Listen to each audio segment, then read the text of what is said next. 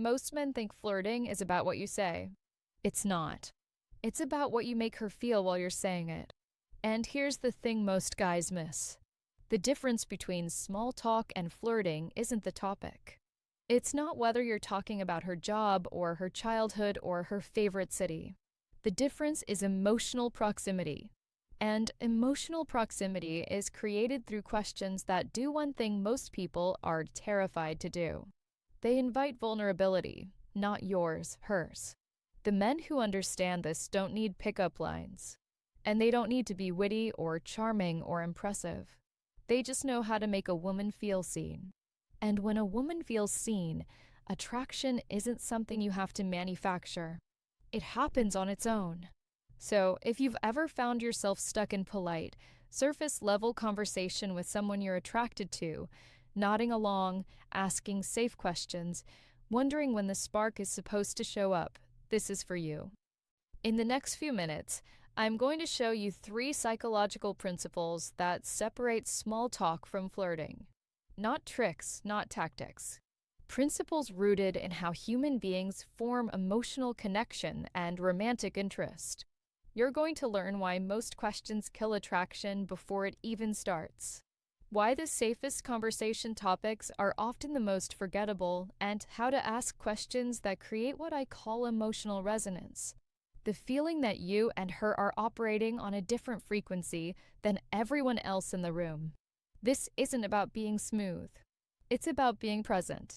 And by the end of this, you'll understand exactly how to shift a conversation from polite to personal without ever feeling like you're forcing it. Stick with me because the 3rd principle I'm going to share is the one that separates men who women forget from men they can't stop thinking about. Let's start with what most people do wrong. You meet someone, there's a moment of eye contact, maybe a smile, you introduce yourself, and then you start asking questions. What do you do? Where are you from? How do you know the host? These aren't bad questions. They're functional. They keep the conversation moving. They're polite. They're safe. And that's exactly the problem. Safe questions create safe emotions. And safe emotions don't build attraction. They build comfort, maybe familiarity, sure, but not desire. When you ask her what she does for work, you're treating her like a resume. When you ask where she's from, you're treating her like a geography quiz. You're gathering information, but you're not creating connection. And here's what happens. She answers. You nod. You ask another question. She answers again. And the whole interaction starts to feel like an interview. Polite, predictable, forgettable. She's not bored because you're boring. She's bored because the conversation isn't about anything. It's just 2 people exchanging data. Flirting, on the other hand, is emotional. Snorts, it's playful. It's charged.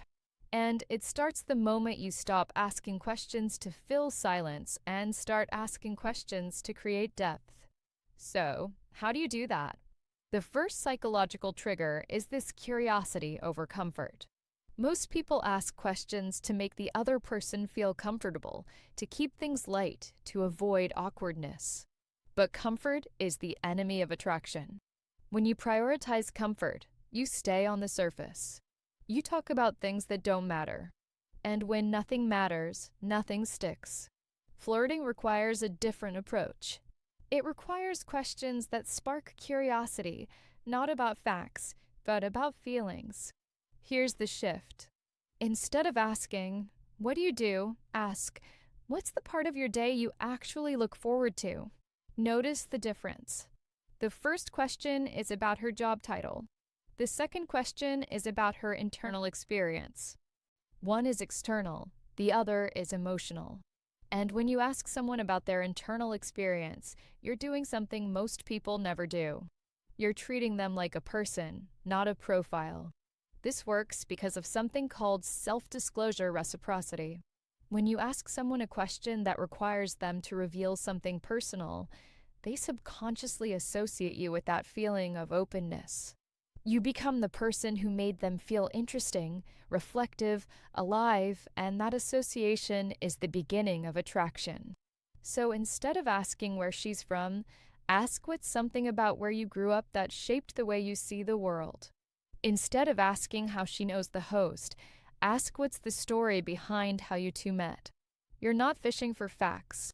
You're inviting her to tell you something she hasn't told 20 other people that night. And when she does, you're not just another guy making small talk. You're someone who sees her. The second trigger, tension through playful challenge. Here's what most men don't understand about flirting. It's not about agreement. It's about contrast. When you agree with everything she says, when you validate every opinion, when you nod along like a spectator, you create no emotional friction. And without friction, there's no spark. Flirting lives in the space between connection and challenge. It's the feeling that you're on the same wavelength, but you're also not easy to impress. So, you don't just ask questions. You ask questions that gently push back, that tease, that create a playful dynamic where she has to defend herself, not in a hostile way, but in a way that makes her feel energized. For example, she tells you she loves true crime podcasts. Most guys say, "Oh, cool. Me too. Which ones do you listen to?" That's boring. Instead, you say, "Okay, so you're either really into psychology or you're planning the perfect crime. Which is it?" Now she has to respond. She has to play. And in that moment, you've shifted from interview mode to flirtation mode. Or let's say she mentions she's into yoga. Don't say, "Oh, nice. I've always wanted to try that." Say, "Yoga people either have their life together or they're barely holding it together, and yoga is the only thing keeping them sane." Which one are you? You're teasing, but you're also creating an opportunity for her to reveal something real, and she will. Because playful challenge invites honesty in a way that polite agreement never does. This works because of something called arousal misattribution. When you create mild emotional tension through teasing, challenge, or playful disagreement, the body responds with a low-level spike in arousal. Heart rate increases slightly, attention sharpens, and the brain often misattributes that arousal to attraction. You're not being mean. You're not negging. You're just refusing to be another guy who treats her like a fragile thing that needs to be handled with care.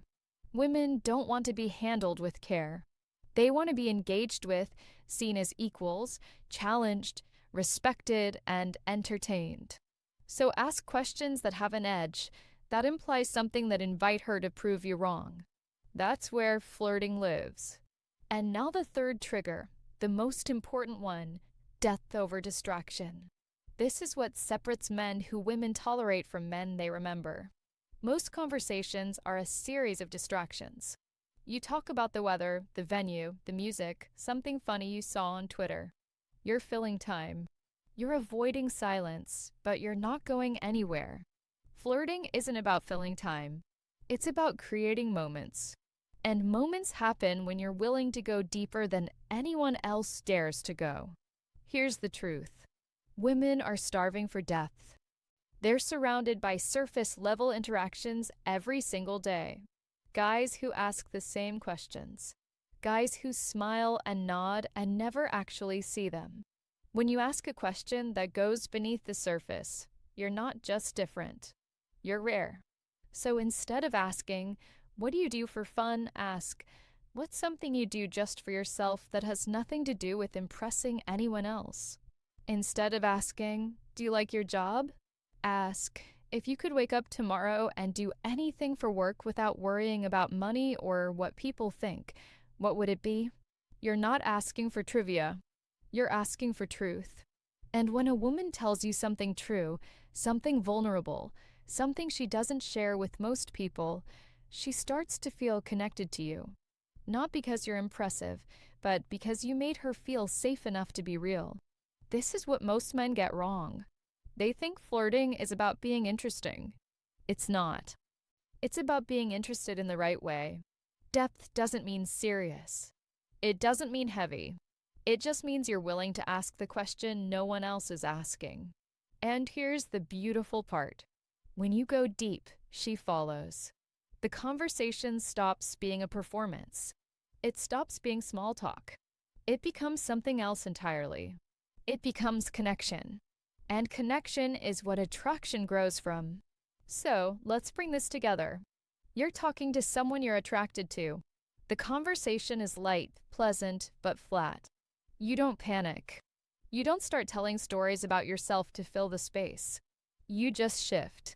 You ask, what's something you believed about yourself when you were younger that turned out to be completely wrong? Or, what's a risk you took recently that actually paid off? Or what's something most people assume about you that's totally off? These aren't scripted lines. They're frameworks. They invite reflection, vulnerability, honesty, and when she answers. You don't just nod and move on. You stay there. You ask a follow-up. You show her that you're actually listening because flirting isn't about what you say next. It's about what you do with what she just gave you. If she tells you about a risk she took, ask her what it felt like before she did it. Ask her what changed after. Ask her if she'd do it again. You're not interrogating. You're exploring. And she can feel the difference. This is how small talk becomes flirting. Not through clever lines, through presence, through curiosity, through depth. Now, if you want to go deeper into this, if you want a step-by-step guide on how to build emotional connection without feeling like you're performing or trying too hard, I've put together a free resource that breaks down the psychology of attraction in a way that actually makes sense. It's not a script. It's not a list of lines. It's a framework for understanding how connection works and how to create it naturally. You can grab it in the description below. It's completely free. No tricks, just clarity. Here's the bottom line. Flirting isn't a skill you learn overnight, but it's not magic either. It's just understanding that attraction doesn't come from what you say. It comes from what you make her feel. And what she wants to feel is seen, challenged, safe enough to be honest, curious about where the conversation might go. You don't need to be the funniest guy in the room. You don't need to be the most confident or the most experienced. You just need to ask better questions. Questions that go beneath the surface. Questions that create curiosity instead of comfort. Questions that invite her into a conversation that actually matters. Because when you do that, you're not just another guy making small talk. You're someone she'll remember. If this resonated, hit subscribe, drop a comment, and let me know which of these 3 triggers you're going to try first.